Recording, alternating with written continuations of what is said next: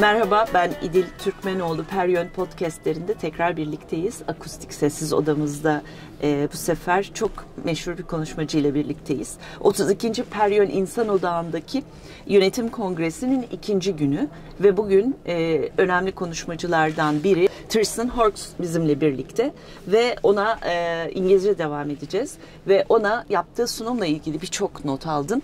Bazı sorular soracağız. So I was telling Tristan, welcome.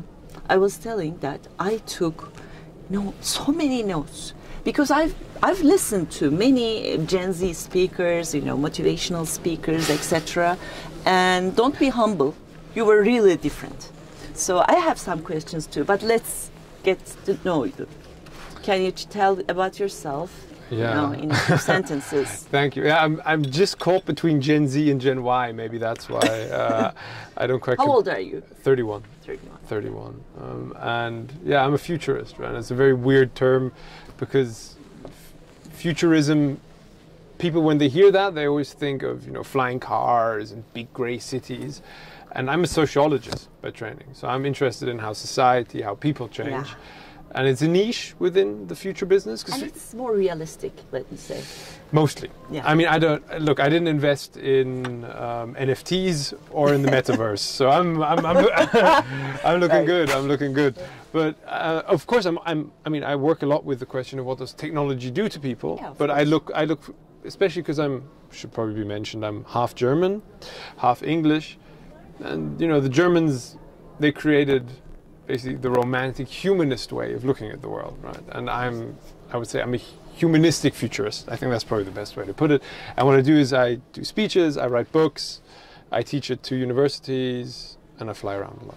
You fly around? I fly around a lot, yeah. So this is your second time in Turkey, no? More? I was going to be in Turkey, but I got sick but I'm trying to get into the Turkish market, so whoever's listening, get me here. It's so lovely here. Unbelievable. I really liked it. Thank you for coming to this Peryön Congress. And the first thing struck me was, I always thought about that, but I couldn't name it. But you named it in the conference. Mm-hmm. Trends and counter trends. Can you give a little bit talk about that?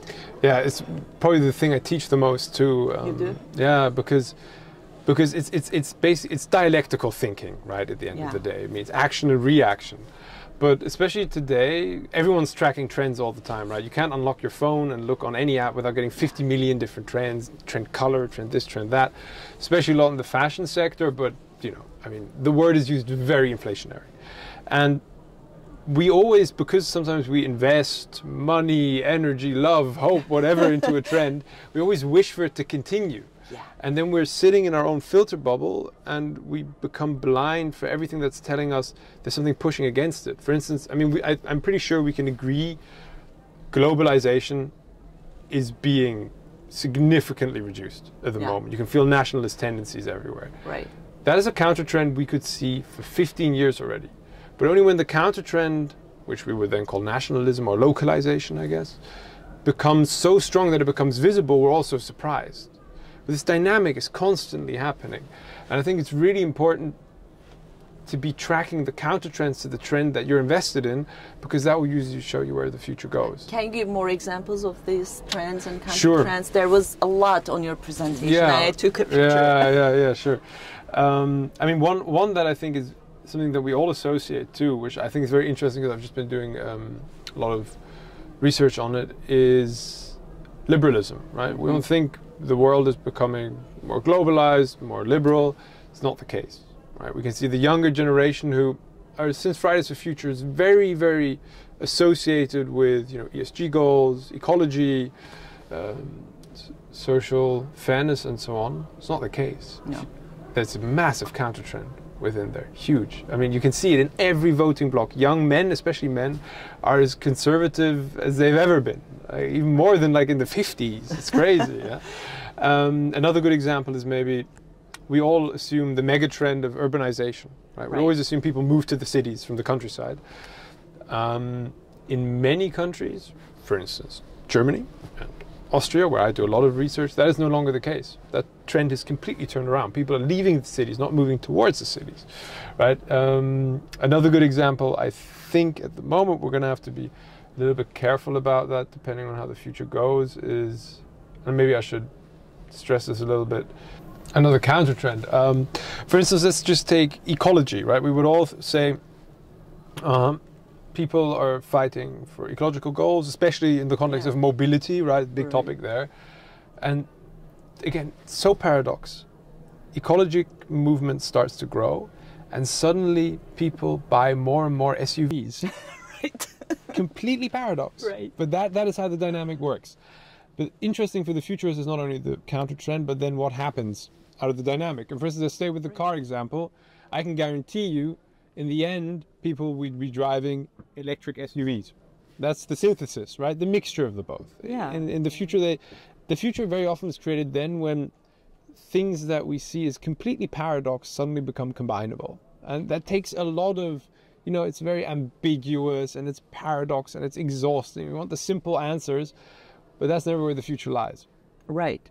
And I really liked your examples on the wealth distribution, that point of view. Can you just tell us about the generation gaps and, kind of a summary of your speech? But I have a specific question afterwards.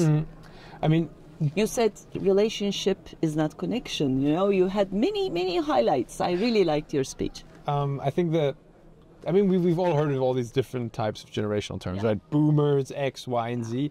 I think the easiest way to differentiate them is you have a industrially successful generation. That's the boomers born from 1945 and the generation X afterwards, who was still very successful with the old economic growth that we had. It was such a good time. Everything just went up, right? It was brilliant. And then you have the digital generations, which starts with my generation, Generation Z, and now we have the next generation, Generation Alpha, right?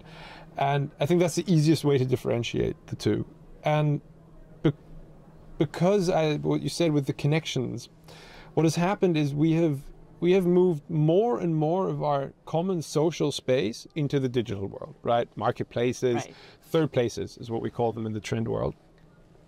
But they are strongly segmented by age. If you notice, nearly every generation has its own social media platform and their own sins in there too. The baby boomers, the old people, they're all on Facebook and sharing fake news. You can prove that. They share 8 times more fake news than the younger generations, right? Then the Generation X is being a bit cringe and embarrassing on LinkedIn. My generation, too much Instagram, right? Too much, also fixation with body and all that stuff. And Gen Z is turning into zombies because they're too much on TikTok. Yeah, and Snapchat. But they're very similar within their function. I can't meet with my kids in social media. Everyone is in different things, right? But society is based on the fact that intergenerational exchange functions. Right. Because it's also a corrective, right? It sounds very dramatic. I'm sure in Turkey, speaking from cliche at least, you probably have more life happening on the streets, right? Than, for instance, in the northern countries where it's cold, Right. But that's a corrective, right? The generations actually meet each other. Because and that's something that's very important to me, there's a very interesting theory which explains a lot of the polarization at the moment. We call it contact theory. The further away an exogenous, so a group that you don't know, that does not belong to you, is, the further away, the less contact you have, the more fear you have of them. Right. Which is why you will always see, for instance, when it's about migration, the communities that have the least contact with them are always the most afraid. Right. And the places like, for instance, Istanbul, which is full of migration, they have no problem with it. Same is true for offices, workplaces. Exactly. Yeah. And it's such a simple sociological theory, but it explains so much of our current moment. And the way you put it was really interesting for me. Like older generations need younger one, and younger ones need the older one. But that only works if they can communicate. Yeah. Absolutely. And can you tell this in your words? Because they teach each other what? The old generations. Let me turn authority, wisdom, right? I come from the field of cultural and social anthropology, which means I have looked at tribes, very small. We're talking 250, 350 people. The oldest person in that tribe is the highest person. Yeah. With us, because of the digitalization, we say, old people, innovative, workplace, ugh. Try finding a job if you're 50, if you've been fired. It's impossible. No. People want young, digital people. But wisdom and experience has value in companies. As does the rebellious, the digital, hey, do we have to do this like we've always done it? And combining that is really important. Because otherwise you have old dusty boomer companies that do not innovate, like the German car industry, for instance, yeah. Or you have the young people, they all go into the startup world. And that doesn't work either, as we know statistically. They don't meet again. Yeah, exactly. Oh, well, the people, I mean, 99.9% of the startup people, when they turn 35, they give up with startups and come burnt out. Yeah, come burnt out into the workplace. But I think that's the tragedy behind it, that it's either old school safety boomer company, or if I want to be really innovative, I need to go to the startup world. And that needs to be brought together again, in my opinion. That's HR's job. Yeah, correct. And what about alphas, the newcomers? You were very optimistic in your speech, and you said you're an optimist futurist. I'm an angry optimist at this point. Still an optimist, though. Why angry? Because we're becoming the losers of our own success. We've become incapable of celebrating what we have managed. It's incredible. I mean, so many of the statistics that are globally important have become so much better, right? Some are slowing down now. And in the promise of endless growth that we always had, any form of slowdown feels like the end of the world. And you can feel that at the moment. The amount of wealth, consumption that we have created within 250 years of the fossil industrial age is so damn impressive, and we're becoming victims of our own success. It happened too quickly. Too quickly. Right? I mean, I said this in my presentation. The Stone Age was 300,000 years. The agrarian age was only 12,000, and the industrial age is going to be 250. That is so short that all of our systems are just maladapted to it, right? The way we think about work, 40 years of your life you need to sacrifice for the economy, and then you get to have fun before and after it. That is industrial thinking. That no longer works in modernity. And I think that's the difficulty that we're facing at the moment. And you gave a few points about the future with alpha generation. Oh, the alphas. Yeah. Yes. Would you like to repeat it? Yes. Like economic upswing and all the good stuff. Yeah. Yeah. All the good stuff. Just to clarify for our listeners, Generation Alpha is born from 2010 onwards. So the majority of them will become young adults around 2035, 2040. They will enter the workforce, become politically active, and so on. I believe they will have an economic upswing. This has demographic reasons, which are too complex to get into, but also automation, digitalization, AI is going to just, of course, the same way the steam engine at one point went for a crazy boom, right? That's going to happen. They're going to have the longest life expectancy for sure, because again, AI can help. And now that life expectancy, I mean, we doubled it in 150 years. It's incredible, but now it's slowing down due to civilizational diseases. Once that happens, we will fix it. So they will grow up into that. Plus, trackables, wearables, they'll know more about their body and their health. Then I'm very convinced, I mean, we can prove this already, they're going to have the highest education standard. Right. Based percentage-wise, especially in most countries, women have overtaken men, which might be a little hint as to why all the men... The last 2 points we should work on in this area, land. Yes. The quality of education and women taking power. Still, we're, working on that. I mean, I write for Esquire magazine, which is like a men's magazine in Germany. So I do a lot for. Tomorrow I've got an interview with the German Vogue again. So I'm like very in the female. I wanted to write a book about modern males. Like you should. Such a difficult topic. Unbelievable. But I very much agree. But he for she is very important. You should do that, not a woman.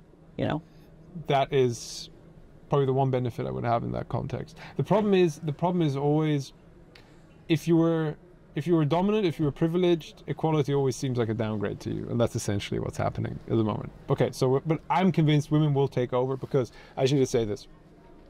Up to now, in all the ages up to now, the male benefit of being physically stronger than women, which we are, there's no denying that, bone density, muscle strength, and so on, was a USP, right? In the Stone Age, I had to go hunt all that stuff, right? Agrarian age, I had to take care of the fields. Industrial age, I went to the coal mines, the men, right? So that made sense. In the digital age, muscles are worth nothing, right? So that is one of my arguments why I think women are going to become more and more dominant, and they have overtaken men in formal education. Which, if we have a meritocracy, which means people who are more educated come to higher positions, wait 20, 30 years, and you'll have the women there. So that's good news. That is good news, but that's why I always say to the young men, be careful how crazy you go about your chauvinism now, because sooner or later, they'll be your boss. In your speech, you said future is fantastic, and it really was a good message for me too. It was a relief, hope, etc. And I want to ask how you decided to become a futurist. How does it happen? My father's a futurist. Oh, really? Yeah. He, in Germany, very famous futurist. And that's why I, of course, never wanted to do this job, right, at the beginning. In my teenage rebellion phase, I always say, it's so stupid. I went and worked in construction sites. I worked in hotels. And then I went to Sri Lanka and taught English for a year. I just wanted to get away. And then when I came back, I realized, you know what? I have so much just experience in this field, I should get into it. But my main motivator was, I noticed there are no young futurists. Great. If you hear futurist, you always see old guy with a beard. It's a Great. philosopher in a different color. I statistically have more future ahead of me than they do.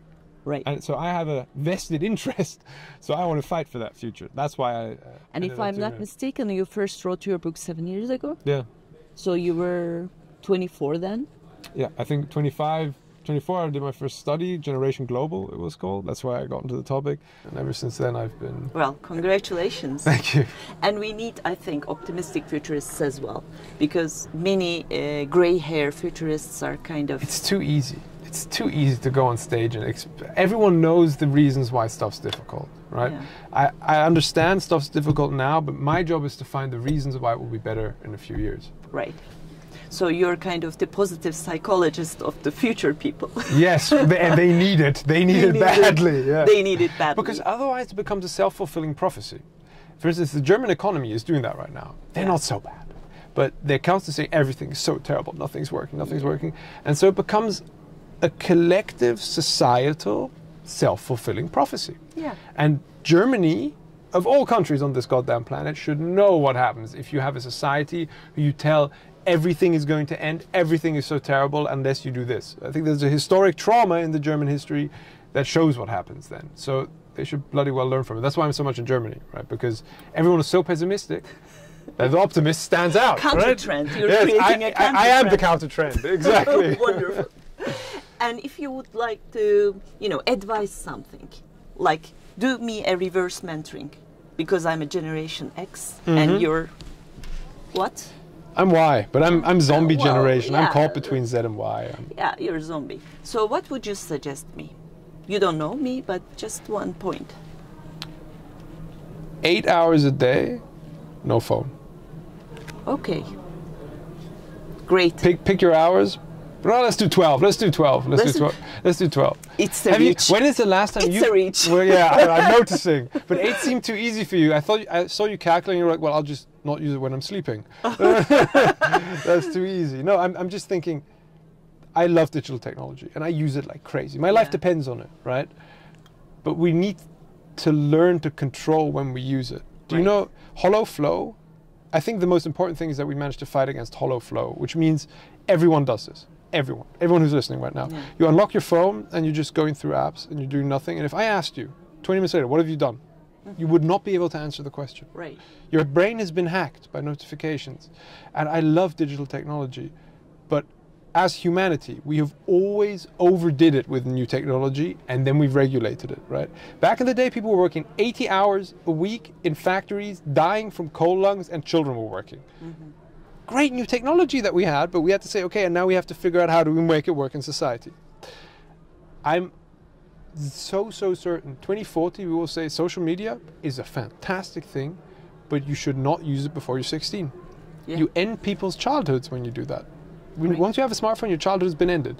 And I think, I think it's so paradox, right? I'm a young futurist. Yeah, and but that's powerful. But then I say digitalization and moderation. And I think that cognitive break also makes the message stronger. When you say that, it's more powerful than we are saying. Well, if a boomer says it, you're just like, just because you don't know how to use a phone, now I don't get to. It's wonderful.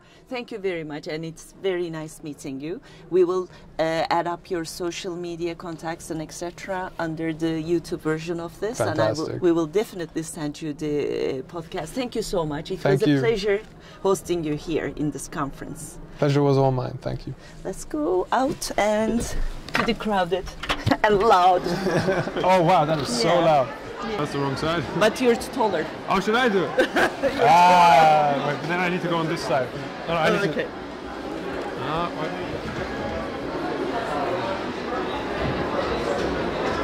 Okay. Yeah, that's very Gen X of you. Yeah. I'll do that and put it on there.